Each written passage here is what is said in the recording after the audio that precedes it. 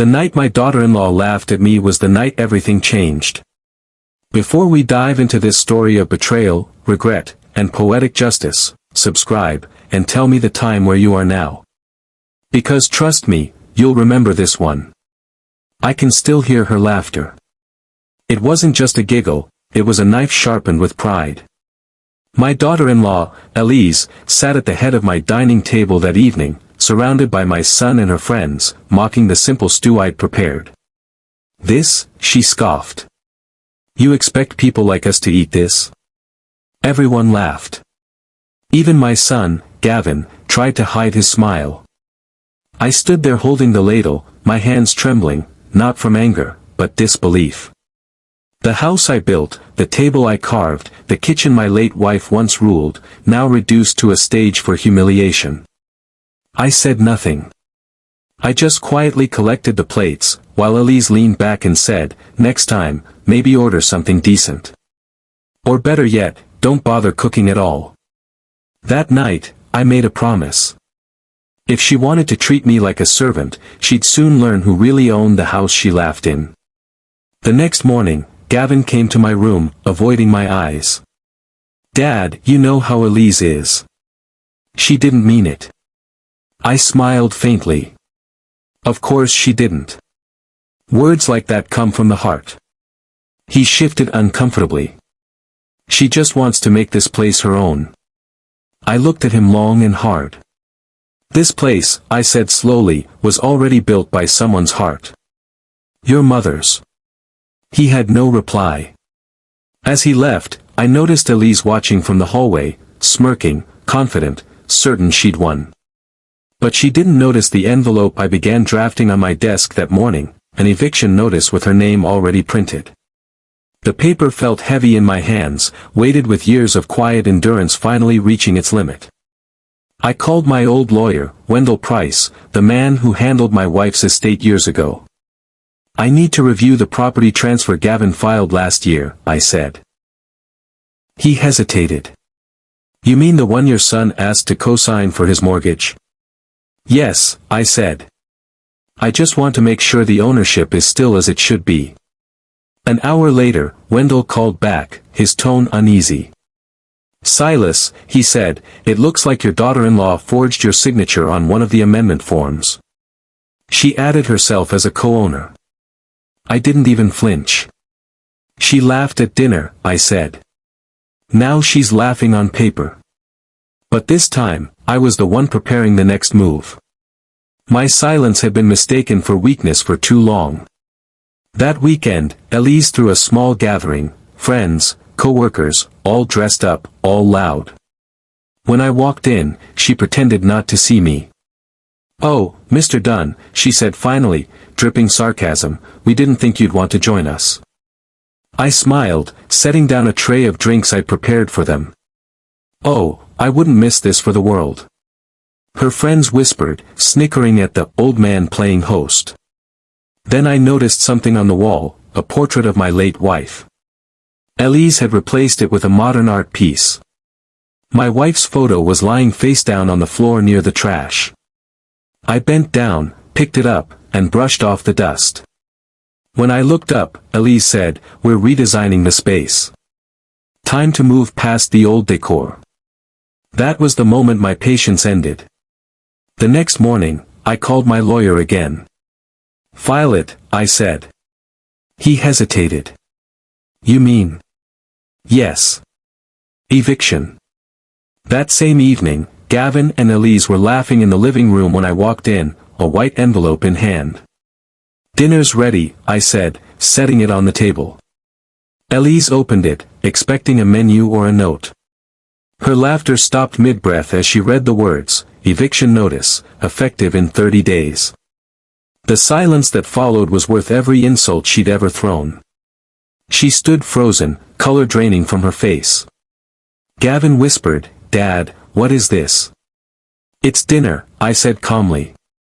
"Served cold." And I turned away as Elise's laughter finally died in her throat. The house suddenly felt quieter, cleaner, like a storm finally passing through. That night, I heard muffled sobs through the thin hallway walls. At first, I thought it was Elyse, but it was my son, Gavin. He sat at the edge of their bed, whispering, "You went too far." Elyse's voice came sharp. "Too far? Your father treats me like a guest in my house." My house. The words echoed through the walls like a slap. I turned away quietly. There was no anger left, only sadness. She wasn't just mocking me anymore, she was pulling Gavin further from everything good I'd taught him. For the first time, I wondered, did I fail my son, or did he fail himself? Either way, the divide between us had grown too wide to ignore anymore. The next morning, I placed my late wife's portrait back on the living room wall. It didn't belong in the trash, it belonged where she once stood, proud and warm. Elyse watched from the stairs, coffee cup in hand. "You're really attached to old things, huh?" I smiled softly. "Some things don't age. Like respect." For a moment, her face faltered, then she shrugged and walked away. But that same afternoon, I found the picture gone again. This time, it wasn't near the trash. It was shattered behind the couch. That was when I stopped pretending peace would fix this. Some battles aren't won with words, they're won with boundaries, with lines drawn in permanent ink. My lawyer called that evening. "Silas, she's trying to contest the eviction," Wendell said. "She claims she's partial owner." I sighed. "Then let's show her what ownership really looks like." We filed for a hearing date. But what I didn't expect was Gavin's voice on the phone a few hours later, filled with panic. "Dad, Elyse says you're trying to ruin us. Why would you do this?" I didn't argue. I just said, "Son, sometimes love needs to break before it remembers its shape." He hung up without another word. The silence afterward was heavier than any insult Elyse had ever thrown. It weighed on my chest like stone, reminding me that family wounds cut deepest precisely because they come from those we love most. A week later, I cooked again. Not for them, for me. Just like my wife used to, slow-roasted chicken, rosemary potatoes, and her favorite apple pie. As I ate alone at that same table, I whispered, "You were right, Clara. You always said kindness isn't weakness, it's timing." Through the window, I saw Elyse pacing on the phone, shouting about lawyers and inheritance. And for the first time, I smiled while eating alone. Because peace, once stolen, feels even richer when you reclaim it on your own terms. The food tasted better that night than it had in months. Not because it was better prepared, but because I finally tasted freedom in every bite. The court was cold, sterile, indifferent, but truth has its own warmth. Elyse arrived first, dressed in elegance and arrogance, clutching her papers. I came alone, in my worn gray suit, carrying a folder older than her marriage. When the judge asked for proof of ownership, she handed over the forged document. Then I opened my folder, and placed before the court my late wife's will, clearly naming me as the sole owner until death. Elyse's smirk fell away like melted wax. The judge looked up. "Mrs. Dunn, this document overrides your claim." She went silent. Gavin's head dropped into his hands. As we left the courtroom, I told Elyse quietly, "Next time you laugh at someone's dinner, make sure you're not eating in their house." Her face went pale, and for once, she had no comeback. The morning after the court hearing, I came downstairs expecting the usual noise, Elyse's voice, Gavin's footsteps, the hum of their arguments. But the house was silent. Their room was empty. At first, I thought they'd left in anger. Then I noticed something strange, the jewelry box on Elyse's dresser was still there, but the safe under the bed was gone. A chill ran through me. By evening, Wendell called. "Silas, she withdrew $120,000 from the joint account Gavin opened in your name." I hadn't even known the account existed. I looked around the empty kitchen and whispered to the air, "She laughed at my dinner, and now she's eating my money." The betrayal felt sharper now, more calculated than I'd imagined. A week later, the mail arrived, mostly bills and court documents. But one envelope stood out, addressed to Mrs. Clara Dunn. My late wife. Inside was a letter from years ago, unopened, written by a woman named Miriam Vale. Clara, I'm sorry I told Gavin about the deed transfer. He deserved to know the truth. But please, tell Silas soon. Secrets like this destroy families. The words hit me like a blow. My wife had a secret. And Gavin knew something I didn't. My hands trembled as I reread the letter, searching for clues in every word. What deed transfer? What truth? The questions piled up like stones on my chest, each one heavier than the last. That evening, I heard the front door creak open. Gavin stood there, eyes sunken, guilt written across his face. Dad, he said softly. She's gone. Where? I asked. He shook his head. She took the money and left the state. But there's something you should know. He pulled out an old folder, one my wife had hidden years ago. She signed a second deed, Dad, leaving this house to both of us. For a long moment, I couldn't breathe. My own wife had split the house without telling me. I didn't know if I felt betrayed, or broken. The foundation I'd built my life on suddenly felt like sand beneath my feet, shifting, unstable, threatening to collapse entirely. I called the name from the letter, Miriam Vale. When she answered, her voice was fragile but familiar. Silas, Clara made me promise not to tell you. She wanted you to grieve in peace. About what? I asked. About Gavin's adoption, she whispered. The world seemed to stop. He's not your blood, Silas. Clara couldn't have children after her surgery. Gavin was my sister's son. For a moment, every memory, every laugh, every lesson I'd given him, flashed before me. No wonder he looked so much like Miriam's family. But I didn't feel anger. Just sorrow and a deep, tired love that wouldn't die even now. Blood didn't make us family, years of sacrifice and care did. That night, as I sat alone replaying the years in my mind, my phone buzzed. A message from an unknown number. You think you've won, old man? Watch this. It was a video. Elyse, sitting in a luxury apartment, smirking into the camera. Funny thing about property, Silas, she said. When your son's not really your son, half the estate laws don't apply.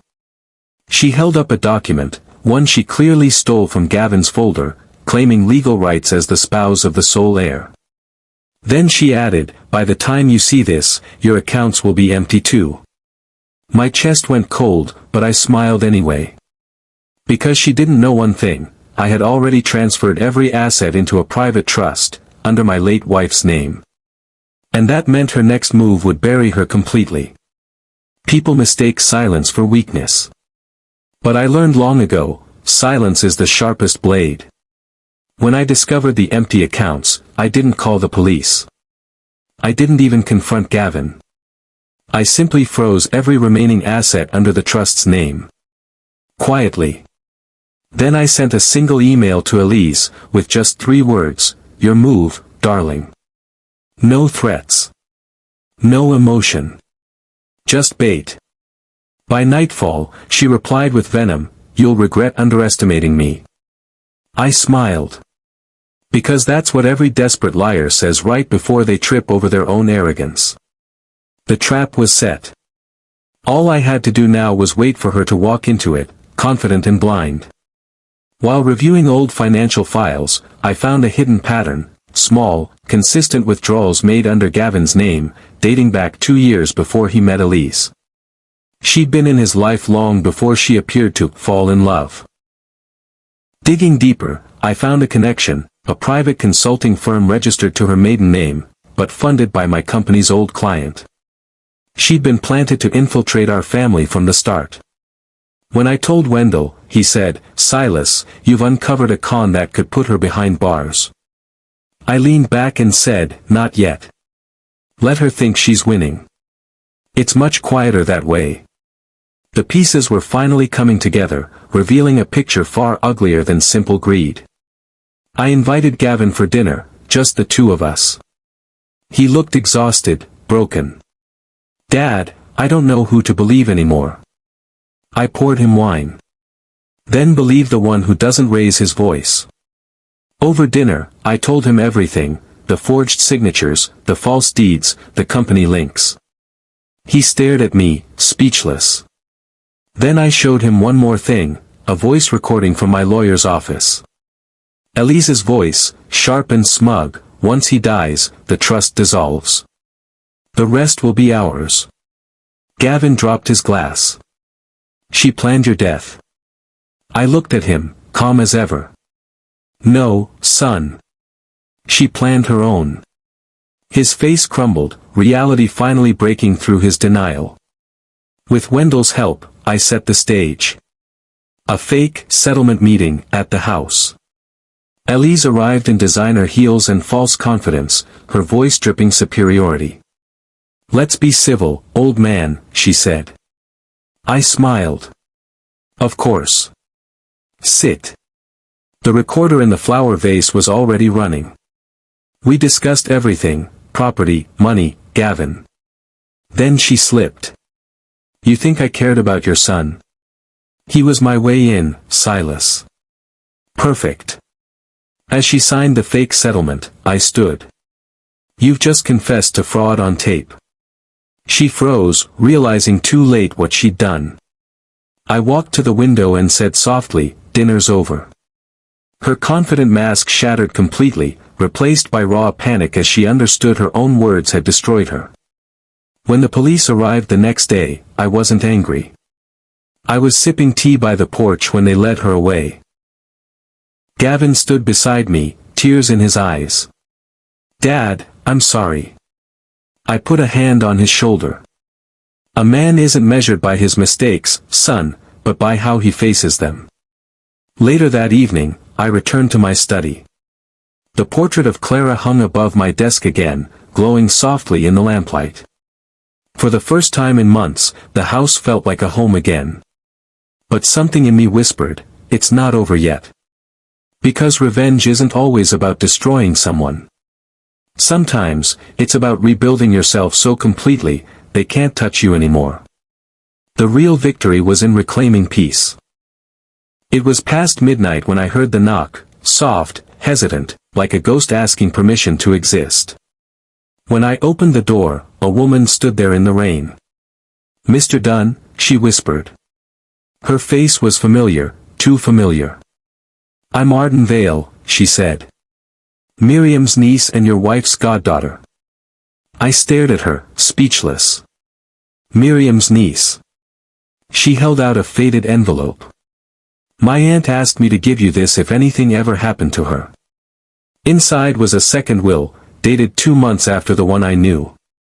And in it, Clara left the house not to me, not to Gavin, but to the rightful heir of my late sister. My heart stilled. Clara's sister had been dead for decades. So who was the rightful heir? Arden followed me inside, her eyes darting across the old walls like she'd seen them before. She paused near the fireplace. "My aunt told me this house had a secret, something your wife hid in the foundation." At first I thought it nonsense. But when we moved the rug and pried open a loose floorboard, I found an old metal box, rusted, sealed with wax. Inside were faded photographs, letters, and one birth certificate. It bore the name Gavin Vale Dunn. Not just adopted, blood-related. Clara had hidden the truth to protect Miriam's family name. Gavin was Miriam's sister's son, which made him Clara's nephew. My wife had built a lie to build a family. Everything I thought I knew was shifting beneath me. As I sat by the fire that night, the walls felt alive, whispering truths that had waited years to be heard. Arden stayed silent beside me, watching the flames. "You said the will named the rightful heir," she murmured. "Yes," I said. "And if what we found is true, that heir is Gavin. But there's something else," she added quietly. "Clara had me research the land records. This house sits on a parcel your wife bought before she married you. I blinked. What are you saying? She was already wealthy, Silas. She just never told you. She didn't want you to love her for her money. My breath caught. For all my pride and calm, it seemed I'd never truly known the woman I loved. Just as I began to piece it all together, the doorbell rang again.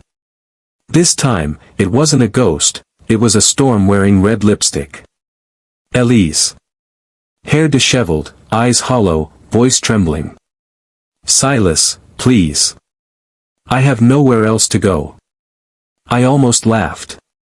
You burned your bridges. And now you want to borrow the ashes? She dropped to her knees. I'm pregnant. For a moment, I said nothing. The rain hit the windows like whispers of doubt. Then I asked, is it Gavin's? Her silence was answer enough.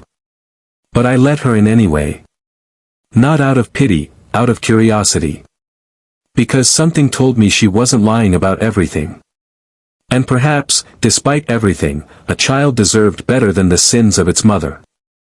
Later that night, as thunder rolled outside, Elyse handed me a document she'd stolen before her arrest. I wasn't the only one watching you, she said.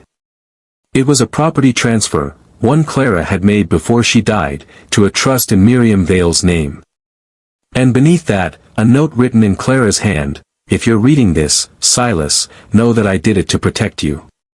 This house hides more than walls, it hides the truth about Gavin's bloodline. Elyse looked at me, tears falling.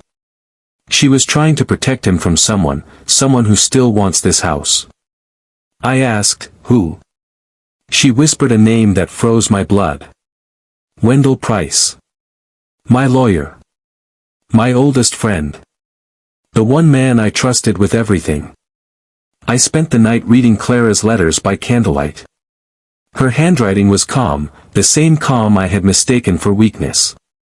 She had known Wendell Price was plotting to take the estate by manipulating the wills, forging signatures, redirecting deeds, setting traps in legal gray zones. And I had trusted him with every document. Every secret. When I confronted him the next morning, Wendell smiled like a man rehearsed for guilt.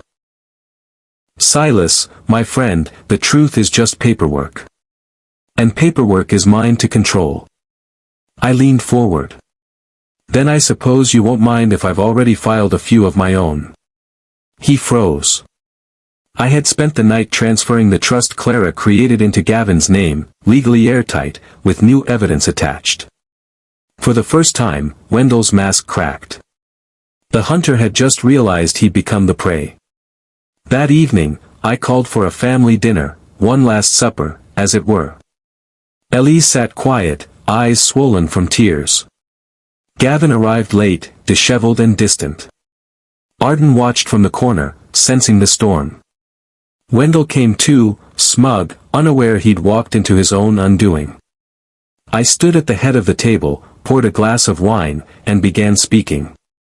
Do you all remember, I said, the night you laughed when I served dinner? Elyse lowered her head. Gavin looked away. Wendell smiled faintly. I continued, that night, you thought I was finished. A foolish old man with nothing left. But tonight, I serve something different, justice. Then I handed Wendell an envelope, court orders, eviction notices, and a subpoena. Dinner is served, I said. The laughter died before it reached the table. The next morning, the news broke like thunder. Wendell Price, the man everyone trusted, had been disbarred and arrested for property fraud and embezzlement. The forged will, the stolen deeds, all traced back to his firm. He'd planned to take the estate, sell it offshore, and vanish. But I had one thing he didn't, Clara's wisdom and my patience. As he was led out of his office in handcuffs, he shouted, "You'll regret this, Silas." I smiled. Regret is for men who act without thought. I've been thinking for 20 years. The cameras loved it. The world saw a quiet man stand taller than his betrayers. And that was all I needed. Justice had finally spoken in a voice louder than any insult. Weeks passed. The house, our house, felt different. Lighter. I repaired what time had broken, not just in the walls, but in the people. Elyse gave birth to a baby boy. Gavin, humbled and repentant, asked to name him Clara Vale Dunn. I agreed. Arden became the steward of the estate, ensuring Clara's legacy lived on, a foundation for widows and orphans, just as Clara had dreamed in her letters. And I rebuilt the dining room, the very place where I had once been humiliated, now a place where every dinner began with gratitude, not pride. Because revenge built on wisdom doesn't destroy, it restores. The laughter that once mocked me was replaced with honest conversation and genuine respect. I often sit by the window now, watching the sunset fall across the same garden where laughter once mocked me. The roses bloom again, stubborn, forgiving. If you asked me what I learned, I'd say this: power isn't in the noise of revenge, but in the silence of understanding. Never fight anger with anger, fight it with patience, and it will destroy itself. I didn't evict them from the house to prove I was powerful. I did it to remind them that humility has a landlord too, and its rent is respect. And as I walk through the hallways, I whisper Clara's name with peace. She built this house from truth. I simply made sure the truth stayed home. The walls no longer echo with mockery, they sing with memories of love restored and lessons learned through pain. Revenge may feed the wounded ego, but wisdom feeds the soul. Never rush to strike, let deceit reveal itself, and your justice will need no weapon. I served them dinner that night, and they laughed. But when I served them truth, the laughter turned to silence, and silence, my friend, is the sound of respect returning home. I still think about that night, and sometimes I wonder, did I go too far, or not far enough? If you were in my shoes, how would you have handled it? Your thoughts in the comments might remind someone they're not alone tonight.